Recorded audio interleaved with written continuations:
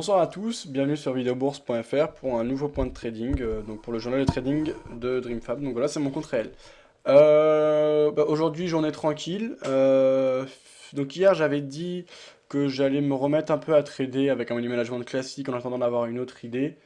Puisque le problème, quand je trade avec un money management classique, c'est que forcément on a des gains et des pertes. Et donc il faut savoir gérer ça sur le long terme pour avoir plus de gains que de pertes.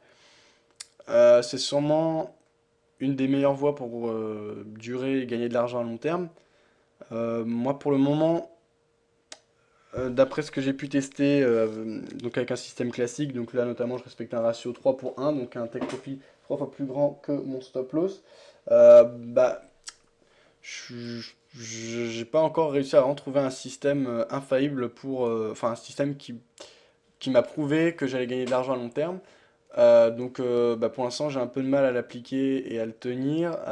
C'est sûr que la stratégie pullback court terme en utilisant les points pivots et les résistances et supports qui en découlent pour fixer des objectifs est intéressant et donne des résultats plutôt encourageants. Mais c'est vrai que je cherche plutôt une stratégie quitte à gagner moins qui permet de peut-être faire plus comment dire, qui permet, c'est-à-dire que là, quand on a un stop loss et un objectif clairement défini, si on a une mauvaise série, si on a un mauvais mois, on peut très bien être négatif. Si on a un bon mois, on peut être vraiment très positif. Ça me paraît un peu difficile de faire des prévisions vraiment sur le long terme. Après, on peut faire des backtests via des expert advisors. Ça, c'est vrai que c'est très intéressant et pertinent. Mais pour l'instant, c'est pas ce type de stratégie que je recherche. Donc là, je me suis mis à moyenner à la baisse. Alors tout de suite, c'est une... Enfin, j'ai pas encore commencé, mais... Enfin, finalement, on va voir que si, mais bref, ça peut faire peur au début. Si c'est bien fait et qu'on prend des lots tout à fait raisonnables, ça peut être intéressant. Et de toute façon, les cours ne montent jamais et ne baissent jamais à l'infini, donc sur le Forex. Donc quoi qu'il arrive, ça peut être intéressant. Il faut savoir gérer le risque et ne pas être trop gourmand, mais c'est quelque chose d'intéressant.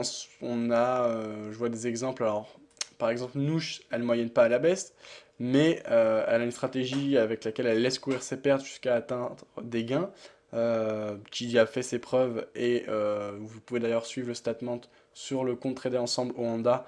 Voilà, c'est quand même quelque chose d'intéressant. Bird aussi se met un peu, lui c'est un peu différent de Nouche, lui c'est plutôt quand même du Moyen-Âge, donc euh, je pense qu'il y a quand même quelque chose à faire d'intéressant, il faut savoir le maîtriser et le gérer. Donc là mon idée, c'est ce que je me suis dit que j'allais faire à partir d'aujourd'hui, on va voir combien de temps je le tiens. L'idée c'est de prendre des trades donc de la moitié de mon capital, de la moitié de ma balance en fait, donc la moitié de mon équité plutôt. Voilà, donc par exemple si j'ai 2000 euros d'équité, je vais prendre des lots de 0,01 et eh bien, je vais aller chercher un gain de 10 euros avec ces 0,01, ce qui représente environ, même exactement si j'ai 2000, 0,5% de gain. Et si le trade part dans le mauvais sens, je re-rentrerai avec 0,01 lot tous les 10 euros de perte, ce qui correspond par exemple sur l'euro dollar à environ 130 pips de perte. Donc je pense que c'est intéressant et que les risques sont relativement maîtrisés, d'autant que sur ce compte, je compte ajouter chaque mois un peu d'argent, donc ça rajoute de la marge, etc. On va voir ce que ça donne et ça peut être intéressant. Alors aujourd'hui, par exemple, on va voir que j'ai clôturé quelques positions. Alors, j'ai clôturé une vente sur le dollar australien face au dollar américain, une vente sur le dollar, sur l'euro face au yen japonais. Voilà, c'est les deux seules positions que j'ai clôturées pour le moment. J'en ai d'autres qui sont positives. Et sinon, on voit que, alors à l'époque, c'était pas la même optique, mais j'ai toujours des casseroles que je traîne sur l'euro-dollar, la livre, pardon, sur l'euro-dollar, sur l'euro face au yen, sur le dollar américain face au franc suisse, etc. Donc ça, il va falloir que je les ferme, mais j'attends un retournement. Je pense qu'on a déjà eu une très belle accélération baissière. Quoi qu'il arrive, je continue à moyenner avec ce même principe. Donc tous les 10 euros, je rajoute un micro lot. Je pense que je vais m'en sortir. C'est toujours risqué, mais voilà, c'est le choix que j'ai fait. Donc en plus, en même temps, sur ces paires, les nouveaux trades que j'ouvre, je les prends forcément en sens inverse, ce qui implique du hedging, ce qui fait que même si on accélère, quelque part, je serais beaucoup moins impacté que si je ne tradais pas du tout. Donc, par exemple, là sur l'euro dollar, comme j'ai, on va voir ça tout de suite. Là, voilà, on va agrandir ça. Sur l'euro-dollar, donc on va classer par symbole. Sur l'euro-dollar, vous voyez, j'ai beaucoup de positions à l'achat. Donc là, je vais me forcer à prendre des positions uniquement short. Là, on voit que j'en ai une par exemple en cours. Et si ça part dans le mauvais sens, ça sera gagnante et je rouvrirai un nouveau short.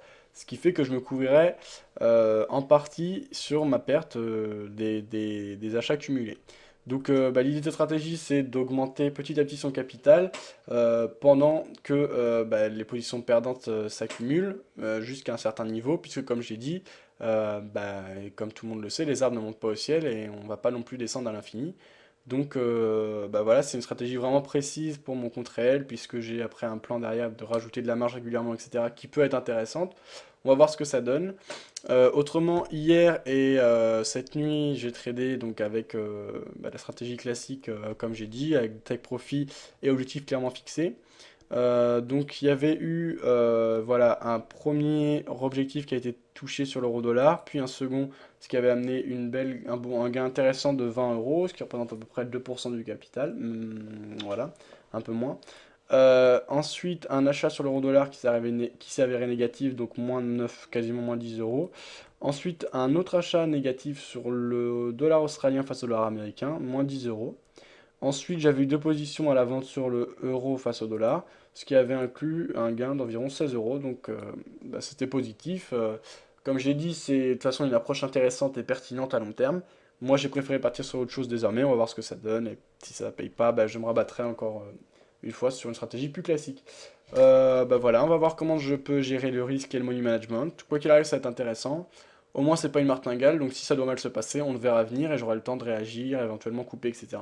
Je pense que c'est quand même plus prudent que l'ancien système.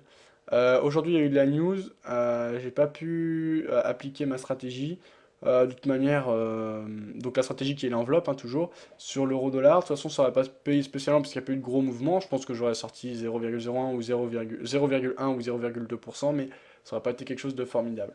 Donc bah voilà, on va voir ce que ça donne et bah, je continue mon compte. Donc là, je vais rajouter prochainement de l'argent un peu. Donc au niveau de l'équité, ça va nous permettre un peu de respirer. Là, on a 1249 euros d'équité. Donc c'est-à-dire que si je ferme tout en ce moment, j'aurai 1249 euros. Il faut savoir que j'ai placé au départ, si on accumule les dépôts, 1400 euros. Donc je suis perdant de 150 euros, soit environ 10% du capital déposé pour le moment. Donc le compte n'est pas du tout positif. Voilà, on verra comment ça va évoluer. À bientôt!